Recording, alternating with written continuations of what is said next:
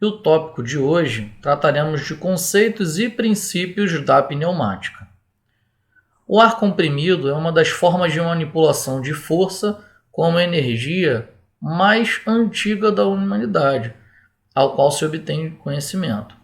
O conhecimento das propriedades físicas do ar, ao qual veremos a seguir, e sua utilização mais ou menos consciente para a realização de trabalho já é comprovado há milhares de anos. O termo pneumática, que é de origem grega, pneumos ou pneuma, significa ar comprimido. Podemos ver a ação do tratamento do ar como comprimido quando assopramos uma corneta em sistema de elevadores de ônibus para cadeirante, bem como o sistema de freios, sistema de abertura de porta de ônibus, máquinas, ferramentas, quando se deseja atingir uma determinada velocidade, e em sistemas pneumáticos, em circuitos pneumáticos, onde a partir de todo um sistema de compressão e tratamento de ar comprimido, fazemos o direcionamento do ar para atuadores para a realização de trabalho. Bom, quando nós falamos de utilização, do usufruto, a gente precisa relembrar alguns conceitos relacionados a esse trabalho de ar comprimido, que é o conceito de força e de pressão. Bom, podemos dizer que a força é a influência capaz de produzir uma alteração no movimento de um corpo. Já a pressão como uma força exercida por unidade de área. Então, neste caso, nós temos, da imagem, nós temos um pneu de bicicleta, e um compressor manual, a gente costuma chamar de bomba de ar, com um medidor, com um manômetro, com um medidor analógico. Então a ideia é injetar ar comprimido através de força, e a pressão do ar dentro da câmara é que vai fazer o retrocesso e o manômetro vai fazer a medição. Então esse é um exemplo clássico do uso da pressão em relação à força dentro de uma respectiva área. Vantagens da pneumática. Bom, quantidade de ar. A quantidade de ar relativamente é ilimitado. Velocidade. Ferramentas pneumáticas costumam chegar a 500.000 RPM, ou seja, uma velocidade muito grande. Segurança contra sobrecarga. Então, máquinas ferramentas pneumáticas, como nós vimos o exemplo da parafusadeira, de tirar e colocar pneu de carro, elas podem ser utilizadas até a parada total, porque qualquer descompressão, qualquer contrapressão, ela é deslocada para a atmosfera.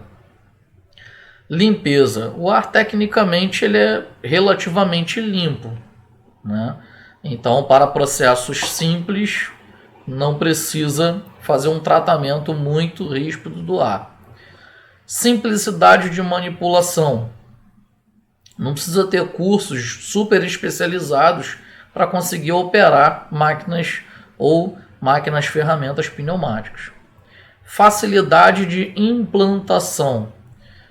Com a disponibilidade de ar comprimido e pequenas condições mecânicas, pequenas adaptações mecânicas, você consegue transformar algo manual em mecanizado. Por exemplo, o ato de abrir e fechar uma porta. O mais difícil já tem, que é a porta e a alvenaria. Então, a disponibilidade de ar comprimido e pequenas adaptações já é suficiente para transformar a porta com abertura e fechamento por pneumática. Redução de custos operacionais. Bom, toda a tecnologia pneumática, ela costuma fazer, por exemplo, uma máquina de colocar tampas em garrafas PET, garrafas de vidro em uma fábrica. É muito mais rápido e eficiente um cilindro pneumático, né, junto de uma magazine de tampas, para disponibilizar a tampa e um cilindro pneumático, né, e cravando as tampas nas garrafas, do que um ser humano fazendo garrafa a garrafa. Então, logo, você aumenta o custo de maquinário, mas esse custo de maquinário ele se paga, né, muito rapidamente. Já as desvantagens da pneumática, né, a vantagem de ser muito veloz, né, se torna uma desvantagem quando precisa trabalhar com baixas velocidades. Né? Aí, ou seja, o bom para uma situação pode ser o ruim para outra situação. Ruído, né? Máquinas pneumáticas, equipamentos pneumáticos produzem um escapamento de ar que gera um ruído bem elevado. Então, geralmente, em ambientes que tem muito uso da pneumática, faz-se necessário, né, de protetores auriculares. Em alguns casos, as válvulas, o escapamento delas possuem até silenciadores, ou, dependendo da literatura, chama de abafadores. E preparação do ar comprimido, né? Embora ele seja relativamente limpo, mas para indústrias de curtumes, alimentícias, indústrias de bebidas farmacêuticas, o ar precisa ter um tratamento muito melhor, né? Desumidificar o ar, filtrar melhor o ar, né? Exatamente para ter um ar mais limpo, né? E mais perfeito, mais bem preparado para o processo de fabricação. Bom, propriedades físicas do ar. Mesmo o ar sendo incolor, insípido e inodoro, percebemos o ar através de seu impacto sobre o nosso corpo. Também através, né, de ventos, de aviões, pássaros que flutuam e se movimentam. Logo, concluímos que o ar tem existência real e que, de fato, ocupa lugar no espaço. Bom, quando nós analisamos o conceito de compressibilidade do ar, podemos destacar que o ar não tem uma forma própria. Então, podemos confiná-lo em um recipiente com um volume determinado, como nós podemos ver na imagem. Logo, podemos concluir que o ar permite que seu volume, quando sujeito a uma ação de uma força externa, como vai aparecer na imagem a seguir, né, possamos submetê-lo a uma redução de volume, né, por conta que reduziu a área, mas vai proporcionar um aumento de pressão. Esse é o conceito de compressibilidade do ar. Elasticidade do ar, né? O ar ele volta ao seu estado inicial. Tínhamos o ar comprimido nessa câmara e o ar volta ao seu estado inicial quando nós temos esse efeito, essa força responsável extinguida. Então, tínhamos o volume reduzido e uma alta pressão. Ao retirar essa força, o ar volta ao seu estado original dentro da câmara, né? Ou seja, podemos afirmar que essa propriedade física do ar ela é elástica. Difusibilidade.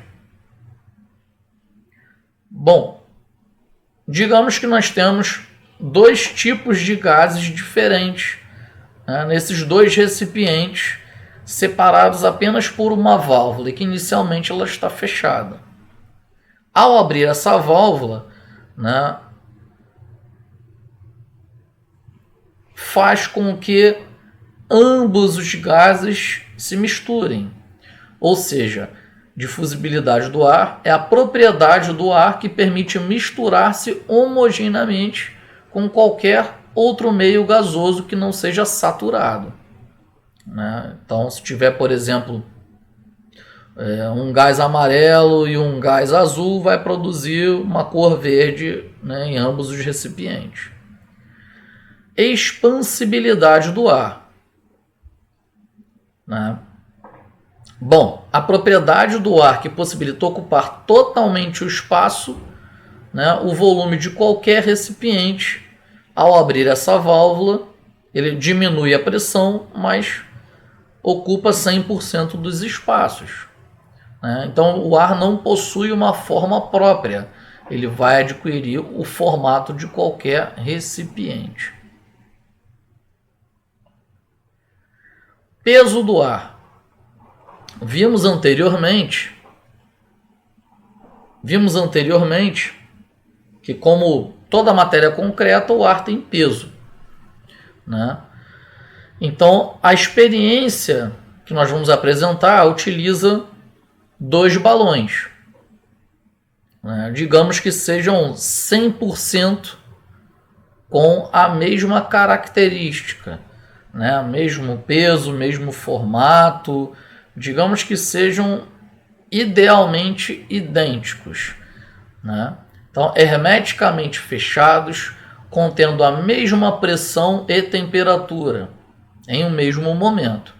Então, a experiência destaca que, se colocarmos os balões em uma balança de precisão, né, os pratos das mesmas vai se equilibrar. Então, a balança vai acusar no meio ali no ponto zero, né, um equilíbrio perfeito.